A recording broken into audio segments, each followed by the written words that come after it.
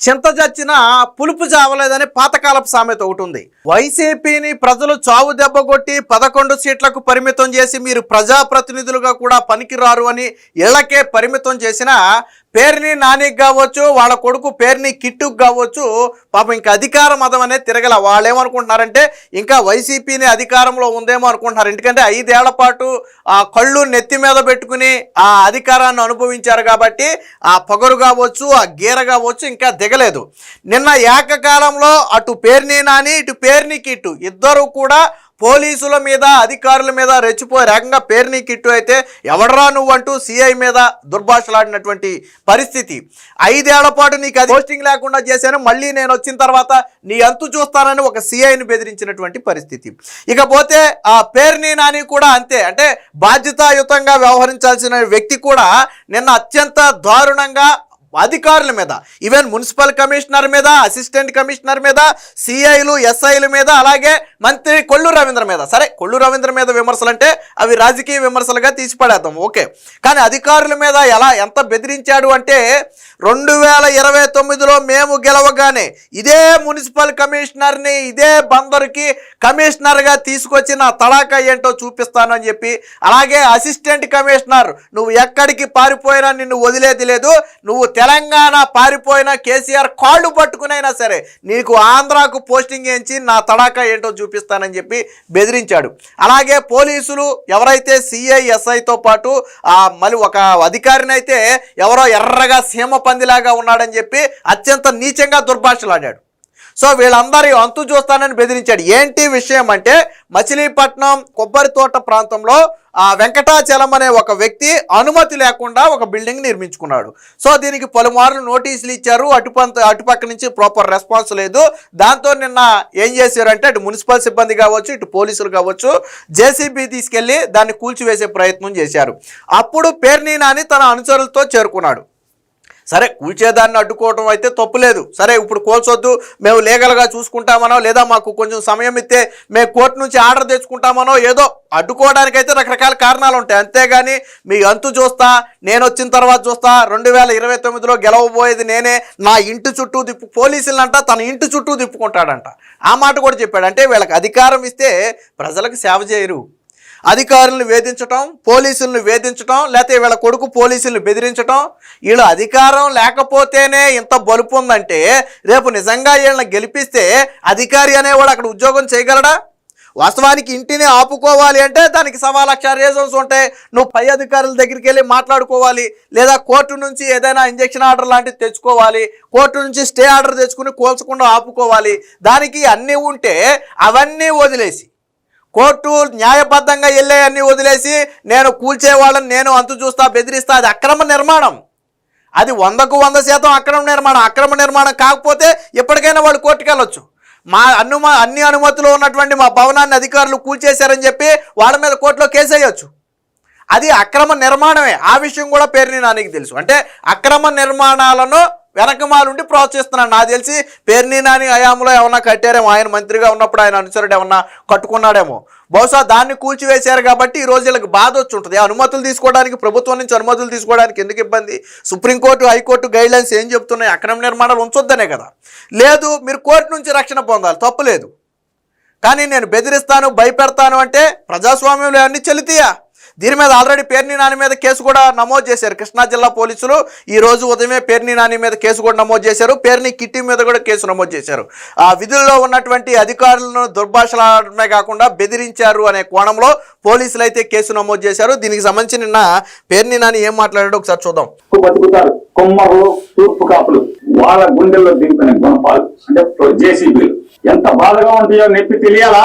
3 ఏళ్ళు ఆగు, ఇదే బాపిరాజు కమిషనర్ ని బందర్లో కమిషనర్ గా తీసుకొచ్చి ఇంకా 2034 దాకా ఉంటాడు సర్వీస్ లో. బాపిరాజు చౌదరి గారు, చంద్రబాబు నాయుడు గారి చుట్టం, గోపిచంద్ గారికి చుట్టం. ఈ బాపిరాజ్ చౌదరి గారిని 2029 గవర్నమెంట్ రాగానే, జగన్ రాగానే ఆ కమిషనర్ ని బందర్ పోస్టింగ్ తీసుకొచ్చి ఇదే బాధ, ఇదే ప్రొక్లైన్ దిగితే గుండెల్లో ఎంత బాధ ఉంటుందో నీకు, నిన్ను ఆడిస్తున్న నీ పెన్ డ్రైవ్ అన్ని కూడా సేఫ్ లాకర్ లో దాచుకుని నిన్ను తోలుబొమ్మలాగా ఆడిస్తున్నటువంటి ఆడికి ఇద్దరికి ఈ జేసీబీ బకెట్లు దిగితే ఎంత బాధ ఉంటుందో చూపించకపోతే కుదరంగా చూసుకో. ఇదే బాధ. అది అంటే చట్టపరంగా మున్సిపల్ కమిషనర్ అనుమతులు లేకపోతే ఏ భవనానైనా కూలుస్తాడు. అది ఆయన ఉద్యోగంలో ఒక భాగం. లేదు మీరు అది తప్పు అనుకుంటే మీరు ఆయనకి సరైన పత్రాలన్నా సమర్పించాలి, లేదా కోర్టు ద్వారా అయినా రక్షణ పొందాలి. అంతేగాని విధి నిర్వహణలో అక్రమంగా నిర్మించిన ఒక భవనాన్ని కూల్చివేస్తే నీ అంతు చూస్తా, నీ తడాకా చూస్తా, మేము రాగానే మళ్ళీ నిన్ను ఇదే ప్రాంతానికి మున్సిపల్ కమిషనర్గా తీసుకొచ్చి నా ఇంటి ముందు కూర్చోబెట్టుకుంటా. ఏంది ఇది? బలుపు కాకపోతే ఏంటిది? బలుపు కాకపోతే ఏంటిది? ప్రజాస్వామ్యంలో ఇవన్నీ యాక్సెప్ట్ చేస్తారా? అధికారం ఉన్నవాడే అది అణిగి మణిగి కూర్చుంటున్నాడు. అలాంటిది ఒక అధికారిని నేను వచ్చిన తర్వాత నా ఇంటి చుట్టూ తిప్పుకుంటా, నీ అంతు చూస్తా, బాధ అంటే ఎలా ఉంటుందో చూపిస్తా అని అంటే ఎలా? ఎవరిని బెదిరిస్తున్నారు? ఎవరిని బెదిరిస్తున్నారు? ఇంకా ఏం మాట్లాడాడు చూడండి. టీపీఎస్ అసిస్టెంట్ కమిషనర్ గోపాలరావు, నువ్వు బందరు వెళ్ళిపోతావేమో. గోపాలరావు బందరు కాదు, నువ్వు ఆంధ్ర రాష్ట్రంలో ఎక్కడున్నా సరే, అవసరమైతే నువ్వు తెలంగాణ వెళ్తే కేసీఆర్ కాళ్ళన్నా పట్టుకుంటా. నీ ఇంటి సంగతి చూస్తాను గోపాలరావు. అంటే తెలంగాణలో కేసీఆర్ గెలుస్తున్నాడు, ఆంధ్రాలో మేం గెలుస్తున్నామని చెప్పాలనుకుంటున్నాడు బహుశా. అంటే పేరు నాని ఇంటెన్షన్ అది అయ్యి ఉంటుంది.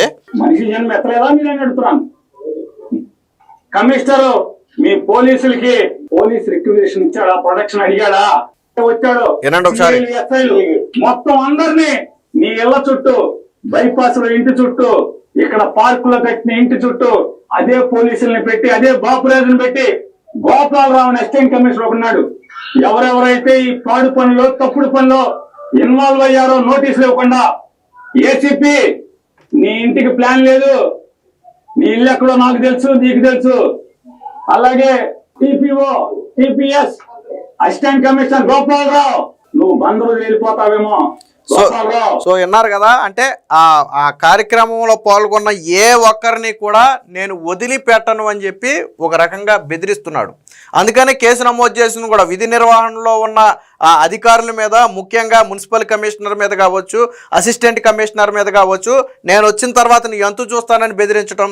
అలాగే ఎవరో ఏసీపీ అంటే మీ ఇంటికి అనుమతి లేదంటున్నాడు. నిజంగా ఎవరింటికన్నా అనుమతి లేకపోతే పేరుని నాని అధికారంలోకి వచ్చేదాకా ఆగాల్సిన అవసరం లేదు. నువ్వే ఇదిగో పలానా వ్యక్తికి ఇంటికి అనుమతి లేకుండా నిర్మించాడు, ఇది అక్రమ నిర్మాణం అని కోర్టులో కేసు వేయొచ్చు. తర్వాత కోర్టు చూసుకుంటుంది. అంటే ఇంత చిన్న లాజిక్ ఎలా మర్చిపోయాడు నాకు అర్థం కాల. పేరుని నాని ఇంత చిన్న లాజిక్ ఎలా మర్చిపోయాడు? నువ్వు ప్రజాప్రతినిధి ఎలాగయ్యావో, నీకు మంత్రి పదవి జగన్మోహన్ రెడ్డి ఎలా ఇచ్చాడో ఈ బుర్రతో నాకు అర్థం కాల. నువ్వు ఒక వ్యక్తి మీద, ఒక వ్యక్తి ఇంటికి పర్మిషన్ లేదన్నావు. ఎస్, దాని గురించి నువ్వు అధికారంలోకి వచ్చేదాకా ఆగాల్సిన అవసరంలా. రేపే వెళ్ళిపో, హైకోర్టులో కేసేయి, ఇదిగో పలానా వ్యక్తి ఇంటికి పర్మిషన్ లేదు, అక్రమంగా నిర్మించుకున్నాడు, దీని మీద విచారణ జరపండి అని ఒక కేసేయి కోర్టులో. అప్పుడు కోర్టే డైరెక్షన్ ఇస్తుంది దాని మీద విచారణ జరపమని, ఆ ఇంటి అనుమతి పత్రాలు బయటికి తీసుకురమ్మని. ఇంత చిన్న లాజిక్ మర్చిపోయి నేను వచ్చిన తర్వాత అంటే నువ్వు వచ్చిన తర్వాత అధికారి ఇంటిని కూల్చేస్తావు. అంటే అధికారులు విధి నిర్వహణ చేస్తే వైసీపీ పార్టీ వచ్చిన తర్వాత అధికారుల ఇళ్ల మీదకి బుల్డోజర్లు వేసుకుని వెళ్ళిపోద్ది, ప్రొక్లైన్లు జేసీబీలు వేసుకుని వెళ్ళిపోయి వాళ్ళ ఇల్లు కూల్చేస్తుంది. నువ్వు చెప్పాలనుకున్నది అదే కదా. ఒక అధికారి ఇంటిని నేను కూల్చేస్తానని చెప్పి నువ్వు చెప్తున్నావు అంటే మరి అదంత బరి తెగింపు, ఎంత బెదిరింపు. వీళ్ళ కొడుకు కూడా అక్కడ సీఐతో అదే వాగ్వాదం. నీ అంతు చూస్తా, 5 ఏళ్ళు నేను పోస్టింగ్ లేకుండా చేసా, మర్చిపోయావేమో, మళ్ళీ 5 ఏళ్ల పాటు నీకు పోస్టింగ్ లేకుండా చేస్తా. ఏంటి బలుపు?